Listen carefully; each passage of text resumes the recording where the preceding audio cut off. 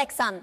近日日本知名遊戲直播主伊織萌於直播期間，有粉絲喺傾偈室中好奇提問佢嘅胸圍同埋杯罩尺寸，冇諗到伊織萌竟然即場接受挑戰，親自用尺量度身材，並將結果公開分享。結果顯示佢嘅杯罩尺寸落喺 G 與 H 之間，瞬間引嚟觀眾熱烈討論。影片當中見到伊織萌身處一個充滿遊戲氛圍嘅房間，背景以粉紅色 LED 燈光點綴，佢身穿一件灰色低胸連帽衫，設計修身突出曲線，動作間偶爾調整衣物或者比出手勢，同觀眾互動嘅時候更不時展現俏皮笑容，增添咗直播嘅娛樂性。當粉絲提出問題問佢係咪 H 杯罩，就連佢都話自己其實好耐冇量度過。一開始佢都有啲尷尬，係咪真係要現場量度？萬一量度結果係 A，就會讓大家美夢破滅。之後咧，佢首先用軟尺圍住自己，量度上胸係96，之後再量度下胸咧係66減70，跟住再網上揾一個尺寸比例表，畫上同下差別係27，等於 GH。睇翻佢現場量度並公佈結果，過程自然又大方，讓人眼前一亮。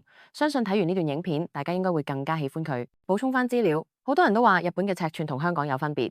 日本嘅 G 杯基準較高，27厘米嘅差異明顯大於香港嘅 G 杯，相對地應該係細翻1至2級。不過結果差異都無損佢嘅身材比例喺直播當中咁吸睛啊！呢場直播咧唔單止展現咗伊織萌嘅親民個性，更加讓粉絲對佢嘅身材數據充滿好奇。